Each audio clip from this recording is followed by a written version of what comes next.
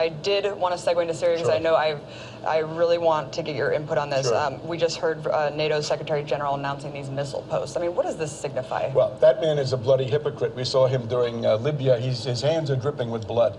So he's coming forward as a great human rights champion.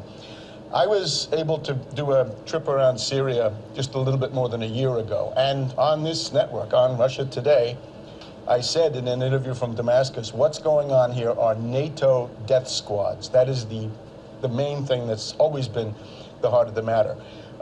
Essentially, NATO has gone around and collected every jihadi, every Islamist fanatic, every misfit, every patsy from a stretch of land from Morocco to Indonesia, from Chechnya down to Somalia, over to Kosovo and so forth, and they've shipped them in, and they've given them weapons, and different countries have different groups, right? There's the Syrian National Council, which is the French DGSE, Secret Service, with money from Qatar.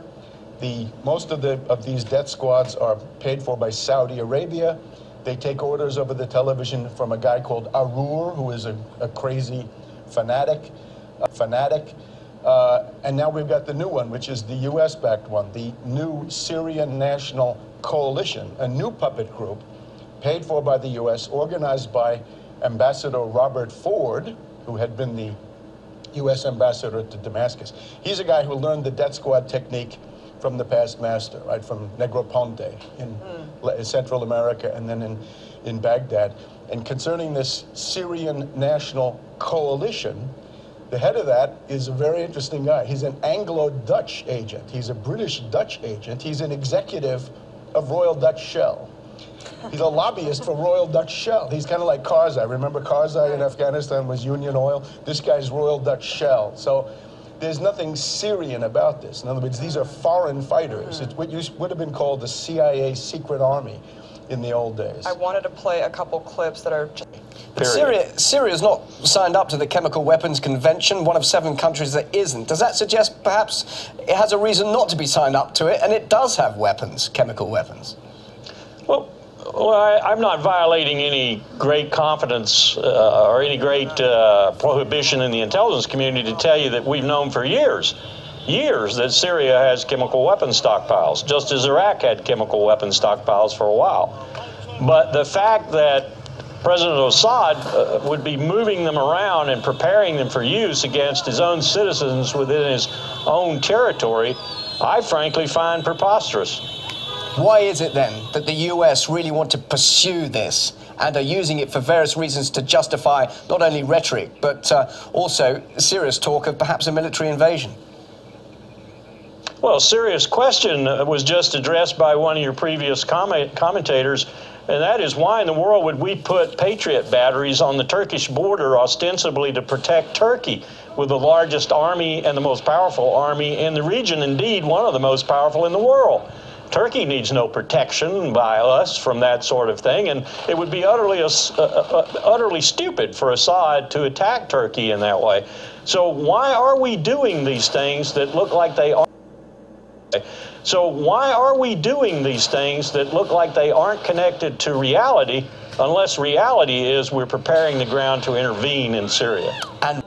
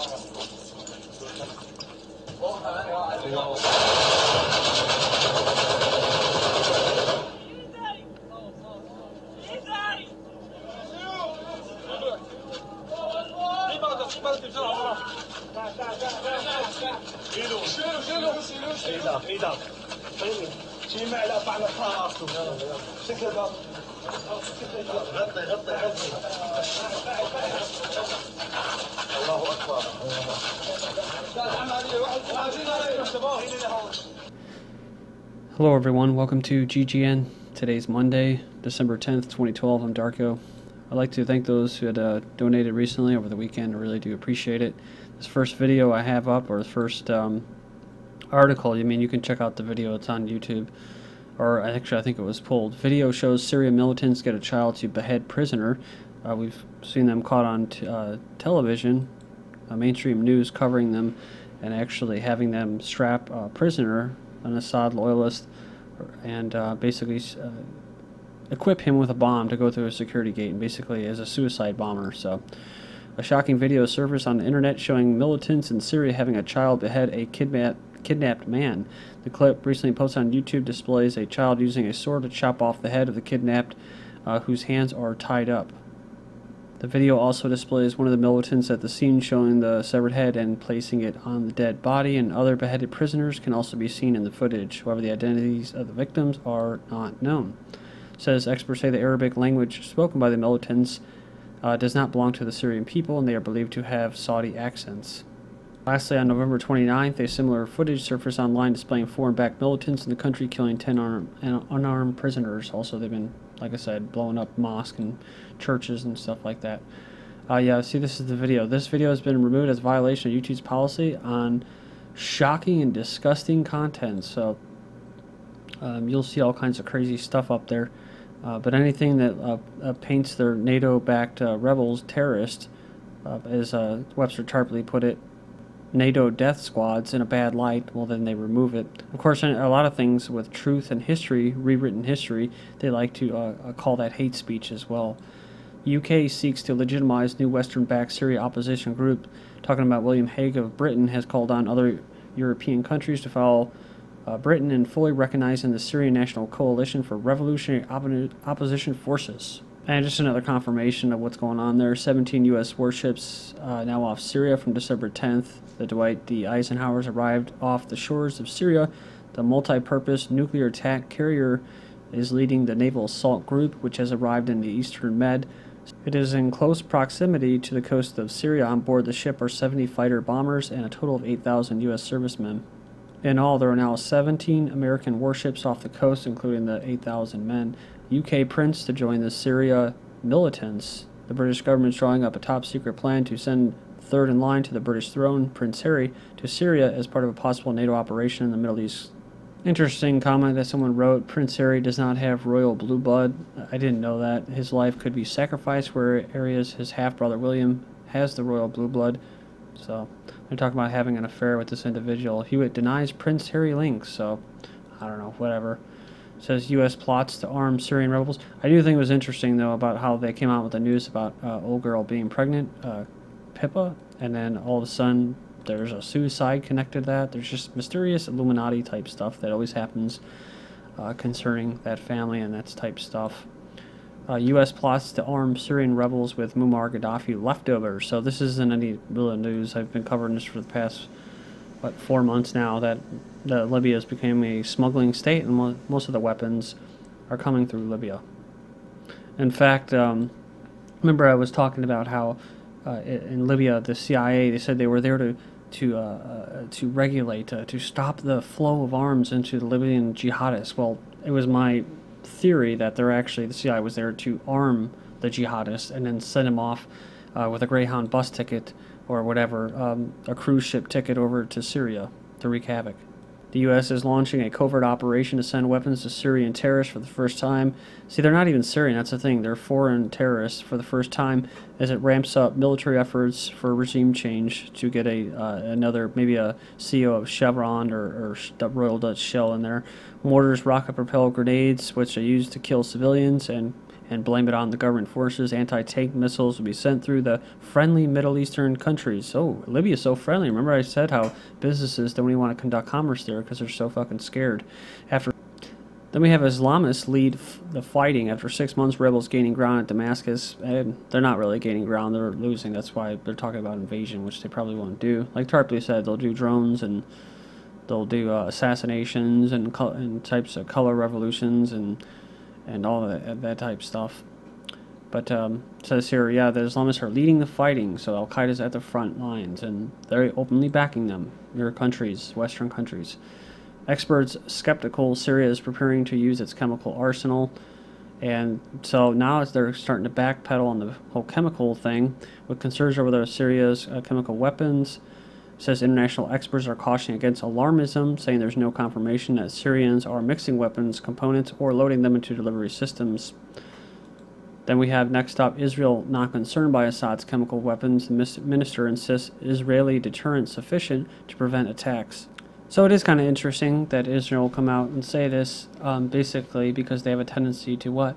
To see existential threats in almost anything. So what's going on there? Then you have Israeli special forces inside Syria tracking chemical and biological weapons. The London Times is reporting that Israeli special forces are operating within Syria.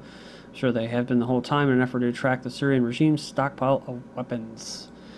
Then next up, the U.S. defense contractors training Syrian rebels to handle chemical weapons. The U.S.-funded training supposedly aimed at teaching rebels to secure chemical weapons stockpiles. Interesting, because I just covered this before about a troubling video that appears on YouTube showing rebel fighters testing chemical weapons in Syria and little innocent rabbits and killing them, saying, "This is what we're going to do to you, Assad." They had a whole little plastic box and everything. It was a little science experiment they were carrying out. So I'm sure that they got instructions on how to handle it. The report says the Department of Defense is drafting plans to strike Syrian chemical weapons targets. Just recently, they also, the House or the Senate, Congress basically, they sent to Obama basically a bill to authorize a no-fly zone. So that as well. So this is interesting. This is something that kind of brewed up recently. This Obama's giveaway oil-rich islands to Russia. So it says here, an exclusive Joe Miller sounds the alarm over deal to put lands in the hands of Putin's Kremlin. This is from December, I don't think this is from December 10th, 2012. Yeah, this is from February 16th, 2012. So why did this all of a sudden get circulated throughout the alternative media just in December? I mean, I remember hearing about this, about giving 7 Alaskan islands to Russia for basically stepping down and not interfering in Syria.